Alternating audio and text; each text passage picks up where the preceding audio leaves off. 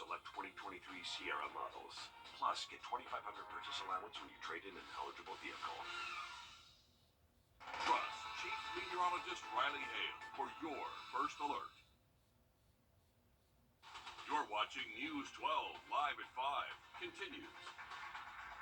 Well, it's the final week of the regular season in South Carolina, and we've got another great evening for football coming at you. We'll bring you our Under the Lights coverage in just a few minutes. And in just half an hour, the Jack-O-Lantern Jubilee in North Augusta will get underway. Our Emily Acton out there live, and we'll talk to her in just a few minutes as well. But first, Mikkel, how's our weekend looking here? Look at that crowd, Will. We've got a lot going on this weekend and tonight. It's a lot going on, but thankfully the weather will cooperate for the weekend ahead coming up. Thanks, Mikkel. In broad daylight without warning, a Richmond County mother says a stranger shot her at her home on Sunday.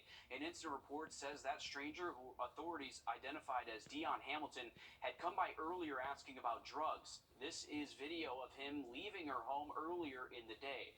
The mother and her husband say they told Hamilton they had none and told him to leave their property. And she says Hamilton came back shortly after and started shooting. Hallie Turner is live for us in the newsroom. And Hallie, you've been digging into Hamilton's criminal history. You found he was actually out on parole for another violent crime when this shooting happened. Yeah, well, in 2018, he was sentenced to 15 years for aggravated assault and just got out nearly a year ago to date to serve the rest on probations. Bookings show that they've also added a simple battery charge onto his other 4 charges from Sunday's arrest.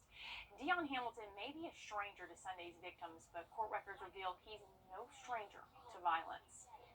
This mother shot in broad daylight nearly a week ago.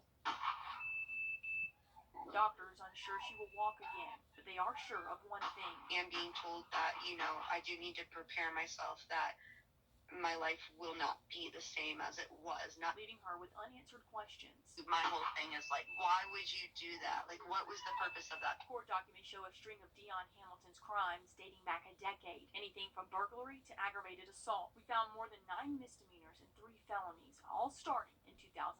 And the severity of his crimes escalate. In April of 2016, he pleaded guilty to simple battery after punching a man in the face twice. 2 years later, in 2018, he pleaded guilty again to simple battery after reports say he hit his roommate in the head with a blunt object. A month later that same year, he pleaded guilty to aggravated assault after he hit a woman in the face with a handgun. He was also charged with possession of a firearm during the commission of a crime. He was sentenced to 15 years, only serving 4 behind bars and the rest on parole. So he should be on parole until 2033. But in July of this year, documents show he picked up another simple battery charge after hitting his girlfriend in the face with an open hand, just months before this victim would take a bullet in her back. I love it. So the kind of question is, should this convicted felon have been out on the streets in the first place? Why was he not put back in prison for a parole violation that happened in July? The case is still open, but we're working to find out those answers. And just so hard to watch that video, Hallie. Thanks for sharing that with us. And that mother tells us that she is doing okay and recovering this evening. Hamilton is still in jail tonight. Well, it's almost time for this 37th annual Jack-O-Lantern Jubilee in North Augusta. This 2-day event is full of food, crafts, fun, and live music that starts in less than half an hour now at 6 o'clock. Live at 5, our Emily Acton. How's the setup looking, Emily? Oh, it's looking great. The crowd is really starting to pick up. We have kids in costumes. I actually have 2 with me right here. Let's check it out. What are you dressed as? Bumblebee. You're Bumblebee? What are you dressed as? Unicorn. A unicorn? I love it. Are y'all having fun? Yeah? Can I get I love News 12? I love News 12. Ah, yeah. We love it. Thank you, guys. Thank you, guys. But we have a lot of cool events going on, or cool tins, I should say. We got funnel cake. Tried it out a few minutes ago. Great. We got kids in costumes here. Just a great crowd. Everybody's coming out for Toby Mac that starts roughly 2 hours from now, but the crowd is picking up. I know Mikkel had mentioned it earlier too. He's like, wow, check it out. There's a big crowd here. A couple of puppy dogs, maybe not as many, because again, a lot of people are here for the music, but great vibes all around. Food trucks galore, but it's a lot of fun. You should definitely get out here if you don't have any plans this evening. Things kick off at 6, but Toby Mac goes on at 7:30 tonight, and I think it all wraps up around 10 p.m., so still have plenty of time to get out here and dress up. Get in your costumes. We saw Bumblebee and a unicorn. Looks great. I love it. And Bumblebee is now my new favorite costume for this Halloween. We got a News 12 shout out from that young man there. You can see a lot of food trucks, a lot of people already out there tonight. It looks like we've got great weather for this event. Looks like a good time. Emily always gets the good ones, the good events to go to on a Friday night for us. But again, like she said, kicks off at 6 o'clock tonight. 7-time Grammy winner Toby Mac is going to be performing for us at 7:30. The fun goes on through 10 tonight and then through 10 a.m. or 10 p.m. tomorrow as well. So it's going to be a great event, and we'll check back in with Emily in the next half hour. Well, high school football regional championships and playoff seedings are hanging in the balance tonight across the CSRA. News 12 Sports Director Dan Booth joins us live in the studio to kick off our Under the Lights coverage for Week 11. Thank you, Will. It's week 11, which means it's the final week of the regular season for our South Carolina teams, and we have some stellar matchups on tap for tonight. In our Under the Lights game of the week, the undefeated Midland Valley Mustangs were looking to complete a perfect regular season in a showdown with North Augusta for the Class 4A Region 4 championship. News 12's Nick Veland joins us live from the Valley ahead of the game that, when it's all said and done, could be one for the ages. That's exactly right, Dan. And this stadium, fans are funneling in right now. It's 2 hours before game time. Music is blasting because the fans here know this one's going to go down to the end. And if Midland Valley finds a way to win this game tonight, it could be an historic win. It's been since the Clinton administration, 1998, since Midland Valley last beat North Augusta. But it's something they're very capable of doing tonight with Trayvon Dunbar running the ball. He's been the difference maker for the Mustangs this season, and for North Augusta, they do have a few losses on their record from their non-region schedule, designed to toughen them up for games like tonight in the Valley. Both coaches know they have what it takes tonight to either keep the win streak alive or finally end the 25-year drought. Really not even on the past. We're going to focus on the fact that we think we're a better football team now. We think we can be a lot more competitive than what we've been in the past. And we're going to go out there and hope things go our way and execute the way we've been coached. Past doesn't mean anything. It's all about the present. So our goal each week is to go 1-0. And that, so that's the goal this week, is to come out, play hard, play sound, play focused, play fundamental football, and we'll see what happens. Coming up all new on News 12 at 6 o'clock. I'll have more on Trayvon Dunbar being a key factor in this one tonight. Dan?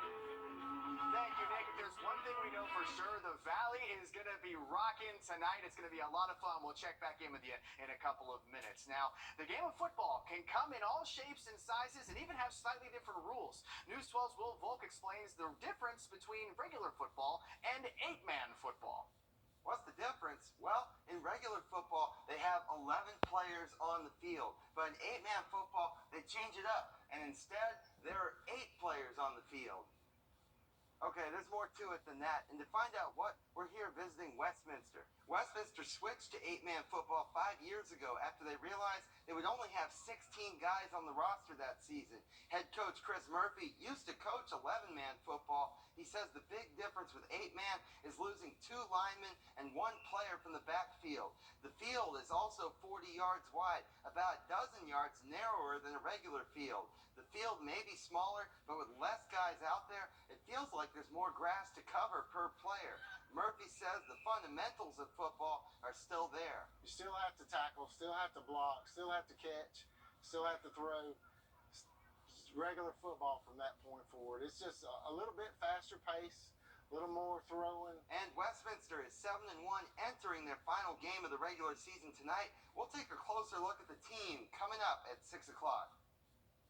Thank you, Will. Our Under the Lights coverage is just getting started because on News 12 at 6 o'clock, we'll be breaking down Nick's game over with the game of the week with Midland Valley and North Augusta. And we'll get to see Will Volk immerse himself in the world of 8-man football, which is something I guarantee you will be fun to watch. I can guarantee you he's probably putting on some pads and a helmet if we know Will Volk.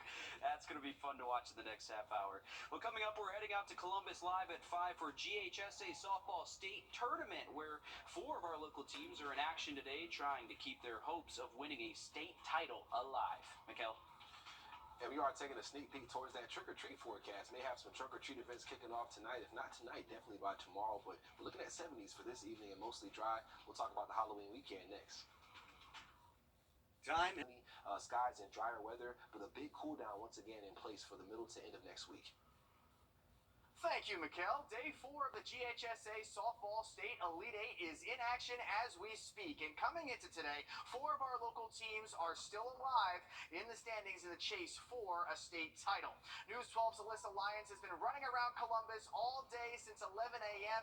and she joins us now to tell us how our local teams are doing. Yeah, Dan, really glad that I didn't work out this morning because I closed my mover and just running around this park. We had 3 games at 11, 3 games at 3 o'clock. Let's start with 11 o'clock, and let's start closest to the car with Harlem and Morgan County.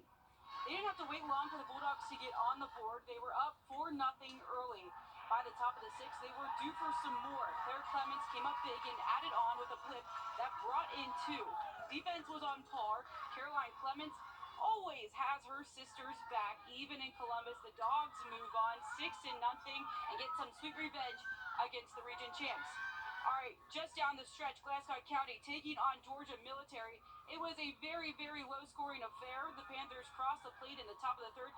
That's the only time we saw someone cross the plate, but that's what these 2 teams are used to. They've met 4 times this season, and now they've taken 3 out of the 4. Pitcher Grace Kelly kept it even-keeled in the circle, posting 9 strikeouts this afternoon.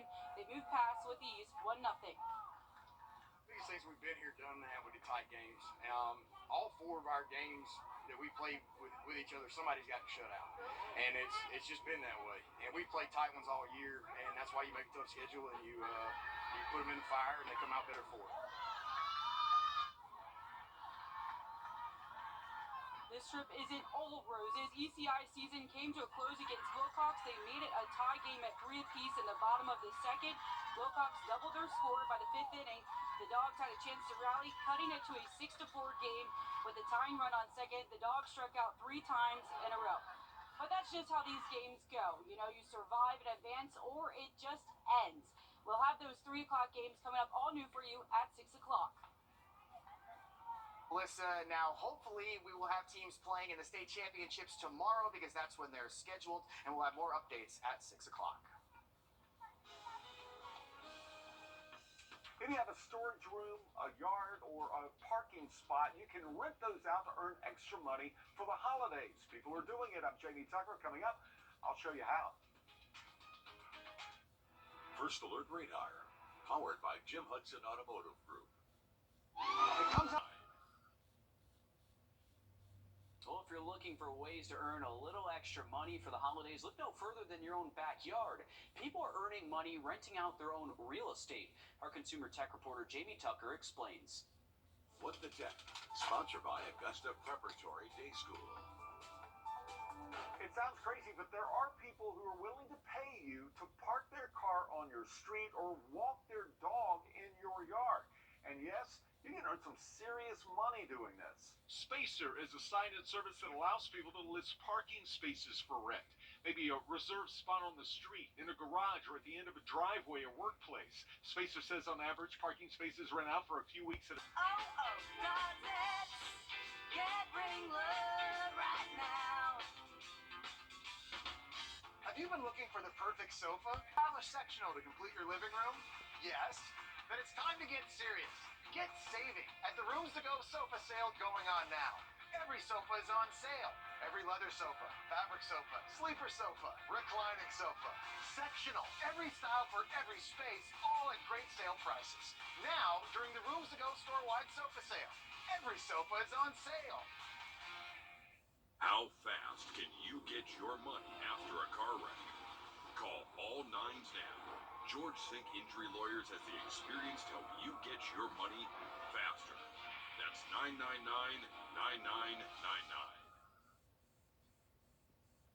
Well, if you're looking for ways to earn a little extra money for the holidays, look no further than your own backyard. People are earning money renting out their own real estate. Our consumer tech reporter Jamie Tucker explains. What the Tech, sponsored by Augusta Preparatory Day School. It sounds crazy, but there are people who are willing to pay you to park their car on your street or walk their dog in your yard. And yes, you can earn some serious money doing this. Spacer is a sign-in service that allows people to list parking spaces for rent. Maybe a reserved spot on the street, in a garage, or at the end of a driveway or workplace. Spacer says on average, parking spaces rent out for a few weeks at a time. In some locations, people are renting spaces for hundreds of dollars a month. A space in this outdoor lot is listed for $187 a month. This church rents out a space in a parking lot for $100 a month. Of course, how much you charge depends on where the spot is. Neighbor is an app to list parking spaces, storage rooms, and attics. Some rent out a closet in their home for $14 a month, an attic space for $36 a month. You set the rules of when the renter has access and what they're allowed or not allowed to store there. Swimply is a place to list swimming pools for rent. I found very few complaints from pool owners who are earning a few $100s a day for their pool space. If you just have a yard, Sniff Spot allows people to rent out that space for dogs. A 1-hour puppy playtime in an open space like this often rented for $50 or more. Sniff Spot says it has some users earning up to $2,000 every month.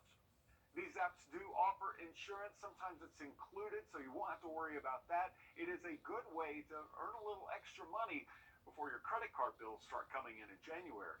That's What the Tech. I'm Jamie Tucker. Well, for the weekend, temperatures do stay above average, but we have a cool down on the way by the middle of next week. We are going to talk about that again coming up. You are on the fence about ordering McDonald's? Consider this a sign. Get a free 10-piece chicken McNuggets with minimum $1 purchase. Only in the McD app for new users. Ba-da-ba-ba-ba.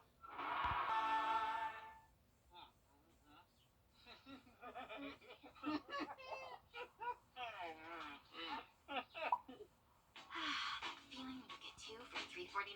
Mix and match a McDouble, McChicken, and small fries. Ba-da-ba-ba-ba.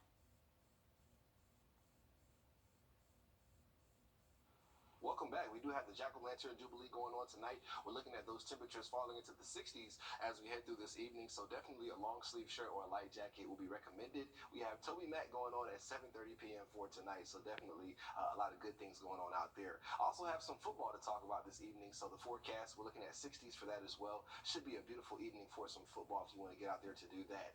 Quick mention of the weekend. We have a beautiful weekend ahead, so why not get out there and enjoy the lake as these temperatures will be abnormally warm. Uh-oh. And then here we go, Will. Uh-oh, here we are doing a little something. Got the Yeah, boys back let's in go. town. Buddy's getting it over there on the end. Let's go. I left Count Dracula in just to keep y'all laughing at home, but we do have some trunk or treat events going on this weekend. Tomorrow's forecast looks to be good. Mostly clear skies, temperatures in the 70s and upper 60s, so it'll be a mild to slightly cool evening for that. But, Will, I'll let you take it away. Hey, I know if I jumped in there and started dancing, everyone would just turn their TVs off. It would not have been pretty TV, but it's good to see them out there dancing. It's a great evening to go dancing, go outside, have some fun. Jack-O-Lantern Jubilee. We got a lot going on. Stick around.